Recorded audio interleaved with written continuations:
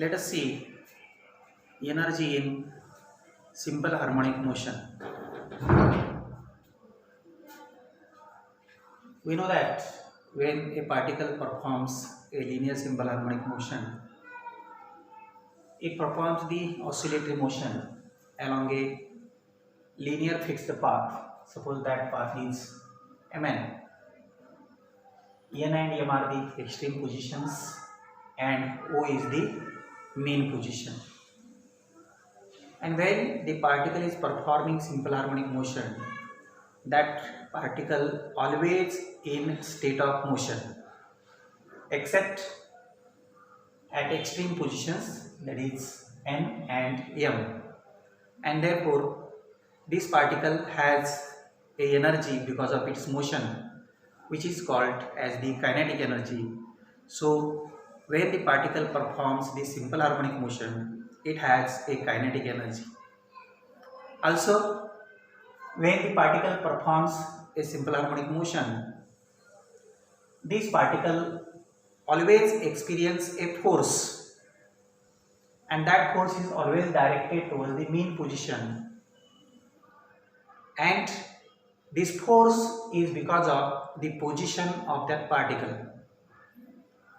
This force, magnitude of force, is 0 only at mean position. For rest of the position, this particle experience a force, and that force depends upon its position, and the energy possessed by the body or the particle because of its position is called as the potential energy. And therefore we can say that when the particle performs a linear simple harmonic motion, it has kinetic energy as well as potential energy. We have to find what are the formulas for the kinetic energy of a particle performing S.H.M as well as the formula for the potential energy, and then we can find out the total energy of a particle performing linear simple harmonic motion. Before going to that, we have the general expression for the displacement. X is equal to A sin omega t plus phi, where A is the amplitude, that is the maximum displacement of the particle, and its velocity is V is equal to A omega cos omega t plus phi. Just remember it. We have to use these formulas afterwards. First, we find the formula for kinetic energy of a particle performing linear simple harmonic motion. Suppose the particle is performing linear simple harmonic motion along the path Mn, O is the mean position, and at any instant, suppose the particle is at point P, that is, it is at a distance x from the mean position. The force acting on the particle is F, and it is directed towards the mean position. When the particle is at point P at a distance x from the mean position, then its velocity at that position is given by the formula V is equal to omega into square root of a square minus x square. This is the formula for velocity of a particle when the particle is at point P. And a kinetic energy of a particle when the particle is at point P is given by E k. K is the suffix, K stands for the kinetic energy. So E k is equal to, and we know the formula for kinetic energy is half m v square, where m is the mass of the particle performing a linear simple harmonic motion. And here v square, v is omega into square root of a square minus x square, therefore kinetic energy becomes E k is equal to half m into v square. V square is here omega square into bracket a square minus x square. So this is the formula for kinetic energy of a particle performing a linear simple harmonic motion when the particle is at a distance x from the mean position, that is at point P. Also, kinetic energy another here. Velocity is a omega cos omega t plus phi. We can put the value of V in this relation. Then kinetic energy also can be written as Ek is equal to half m into V square. But V is equal to a omega cos omega t plus phi. We have to take square of this. So it becomes half m a square omega square cos square omega t plus phi. So half m a square omega square cos square omega t plus phi. But we know m omega square is equal to k, which is a force constant. So we can put this value in this relation. So kinetic energy Ek is equal to half m omega square is k. Therefore it is k into a square into cos square omega t plus phi. So this is another formula for the kinetic energy, and this shows that the kinetic energy varies with cos square omega t plus phi, or we can say that it varies with cos square theta. Okay. Now, so this is formula for kinetic energy.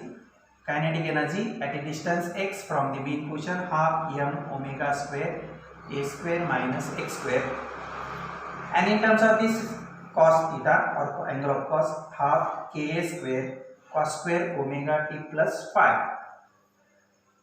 I can find the potential energy because the particle when the particle performs a linear simple harmonic motion, it has a potential energy because it always experiences a force because of its position. So we can find potential energy.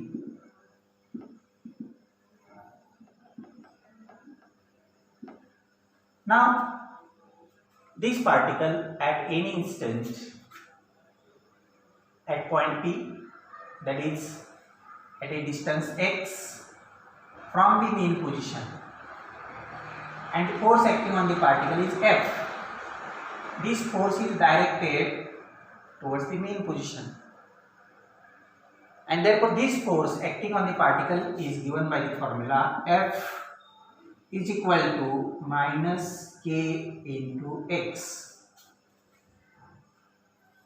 K is the force constant, and as k is constant, F is directly proportional to x. As the displacement increases, the force acting on the particle is also increases, and this negative sign indicates that the force and displacements are opposite in direction. Displacement takes place on right, the force acting on the particle is towards left. So F is equal to minus kx. Suppose we want to displace this particle through a small distance, say dx. We have to displace this particle further against this force through a small displacement dx. Then the amount of work that should be done on the particle in order to displace from P to say P dash, and that amount of work done dW is equal to minus F into dx, where dx is the displacement and F is the force acting on the particle when it is at point P. Again, here negative sign indicates that this displacement takes place against the direction of the force. Force is directed towards mean position, and we want to displace this particle away from the mean position, and therefore here is negative sign, which shows that the force and displacement are again opposite in direction.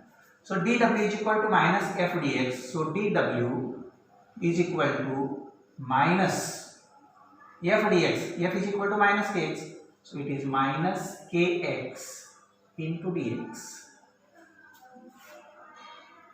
This minus minus becomes plus, and therefore dw is equal to kx into dx.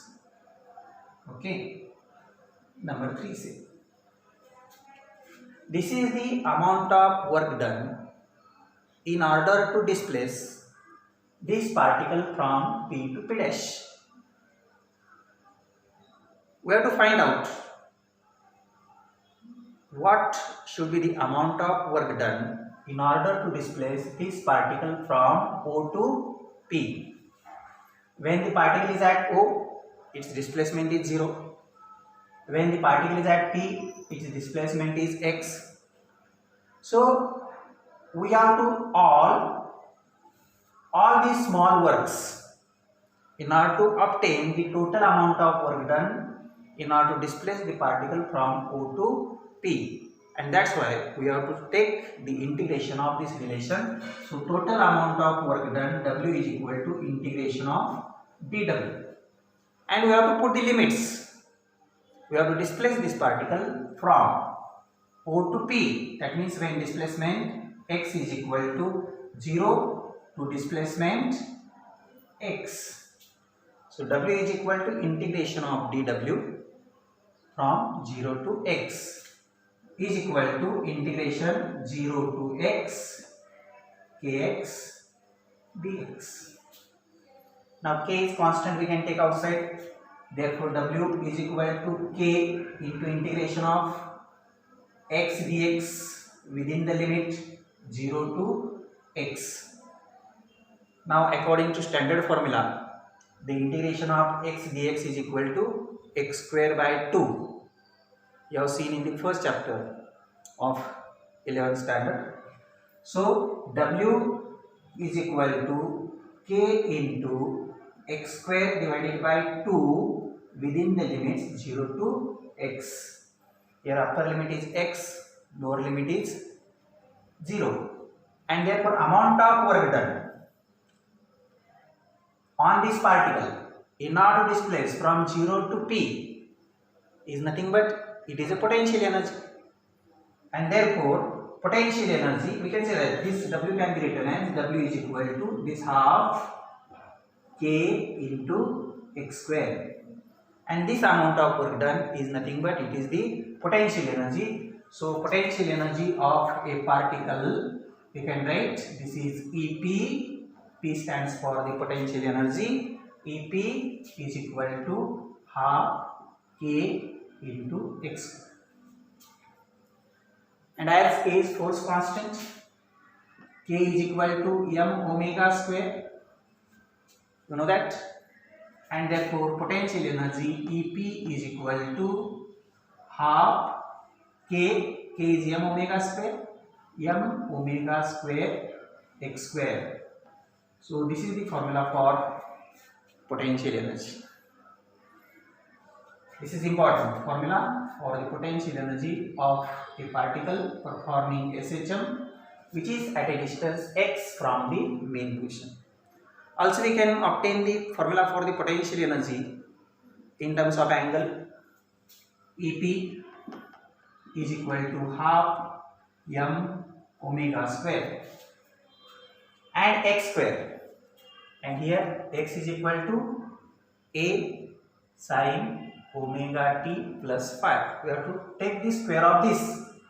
So half m omega square into x square. Look there, x square is a square sin square omega t plus phi, or we can write this as EP is equal to m omega square is k, half k a square sin square omega t plus phi. This is another formula for the potential energy, and which shows that this potential energy varies with sin square omega t plus phi. So this potential energy is not constant, it is varying with sin square omega t plus phi. So we obtain the formula for kinetic energy. Ek is equal to half m omega square a square minus x square, and kinetic potential energy half m omega square x square. Now total energy of the particle performing S.H.M is equal to sum of kinetic energy, that is Ek, plus potential energy Ep. Sum of these two energies is nothing but total energy of the particle performing simple harmonic motion. So Ek is half m omega square a square minus x square. That is kinetic energy, half m omega square a square minus x square, plus potential energy Ep, and that is half m omega square x square. Now if we solve this, then we get total energy E is equal to half m omega square a square. So this is the formula for the total energy of a particle performing simple harmonic motion, half m omega square a square. Okay, this is the important formula. Total energy of a particle performing linear simple harmonic motion. Now we have to draw some conclusions from this formula.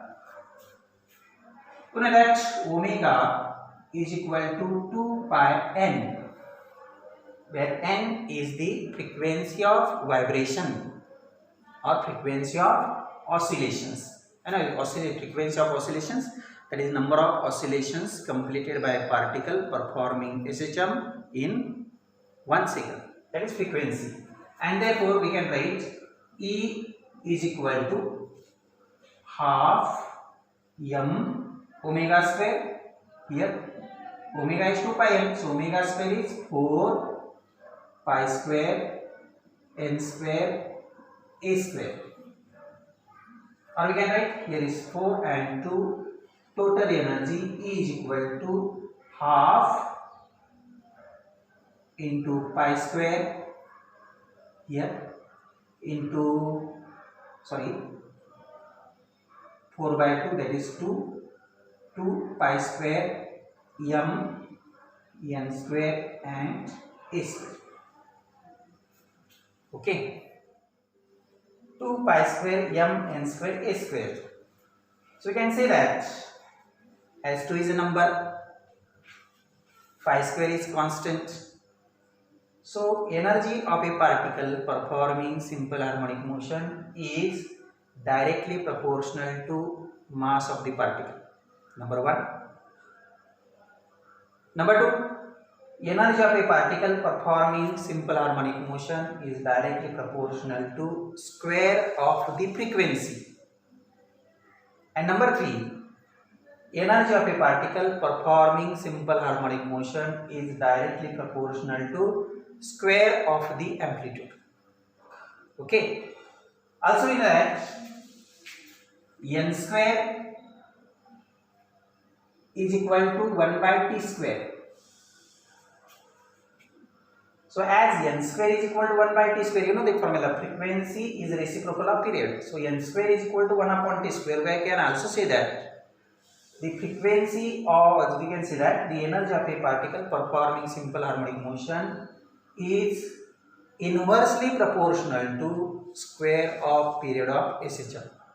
Okay, so these are the 4 conclusions which can be drawn from the formula for the total energy of a particle performing linear simple harmonic motion. So when the particle performs a simple harmonic motion, it has a kinetic energy as well as potential energy. We have obtained formula for both the energies. Kinetic energy half m omega square a square minus x square. It has a potential energy half m omega square x square. Total energy of a particle is sum of its potential energy and kinetic energy. It is equal to half m omega square s square. These three formulas are very important. And if we put omega is equal to 2 pi m, then we get the relation E is equal to 2 pi square m n square s square. And from this we have drawn these four conclusions. That means E is directly proportional to m, that is mass of the particle. E is directly proportional to square of the frequency. Also, E is directly proportional to square of the amplitude. This graph shows the variation in potential energy and kinetic energy with the displacement of the particle. Here, this x-axis represents the displacement of the particle. N and M are the extreme positions. O is the mean position, and N means path of simple harmonic motion, and this is the energy axis. So this curve N E M represents variation in kinetic energy with the displacement, and this curve, say N dash O, here M dash, represents variation in potential energy with the displacement. Okay, now see, case first. Suppose the particle is at mean position, that is at point O, here at point O.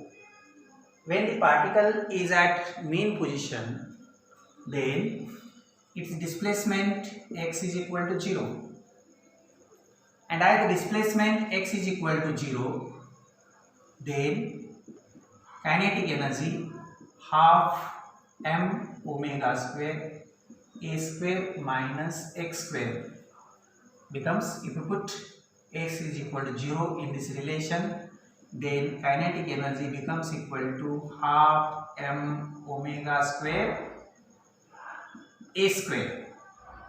Okay, so this is the kinetic energy of the particle when the particle is at mean position. What about the potential energy? Formula for potential energy is equal to half m omega square x square, and if we put x is equal to 0 in this relation, then it becomes half m omega square into 0. So potential energy is equal to 0. Number 2.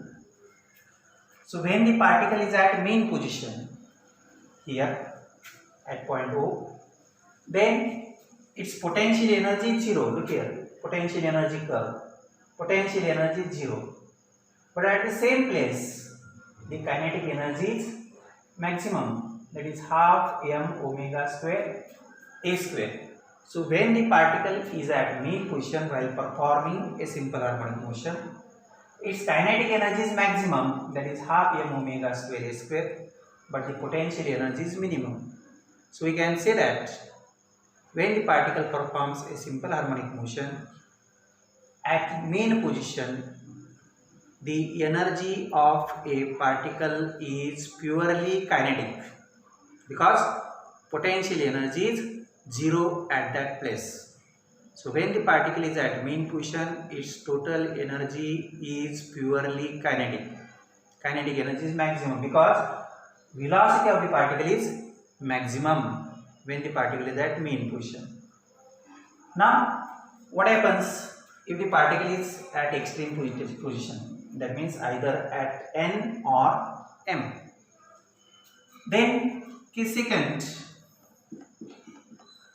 if the particle is at extreme position, what happens? When the particle is at extreme position, then displacement x is equal to plus minus a. If the particle is at M here, then the displacement will be plus a. If the particle is at N, then the displacement will be minus a. And if we put x is equal to plus minus a in this relation, kinetic energy, So kinetic energy is equal to half m omega square a square minus x square. This becomes equal to half m omega square a square minus a square. This a square minus a square becomes equal to 0. So 0 into half m omega square, that is 0. So kinetic energy is 0. That is kinetic energy is minimum at the extreme position, either n or m, because when the particle is moving away from the mean position, its kinetic energy gradually decreases because its velocity gradually decreases. When the particle reaches to m, its velocity becomes equal to 0 because this particle has to change its direction. That means it has to move again towards the O. So when the particle is at m, it is at momentarily rest, and therefore its velocity is 0. As velocity is 0, here kinetic energy is 0 when the particle is either at m or n.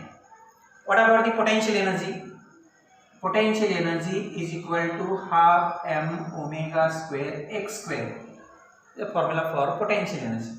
If we put x is equal to plus minus a, then the potential energy becomes equal to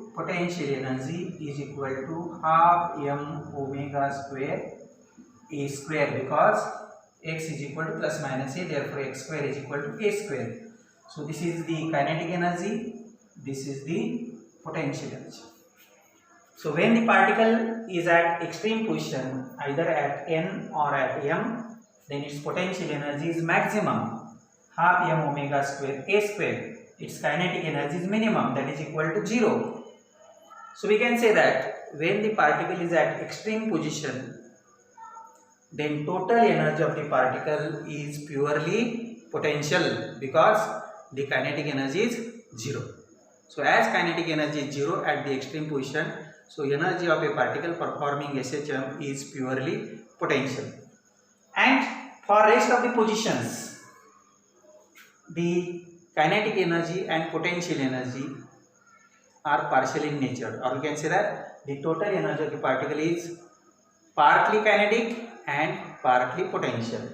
Okay, for example, any point, if we take any point here, this, then when the particle is at this point, then its kinetic energy is from this to this and potential energy is only this.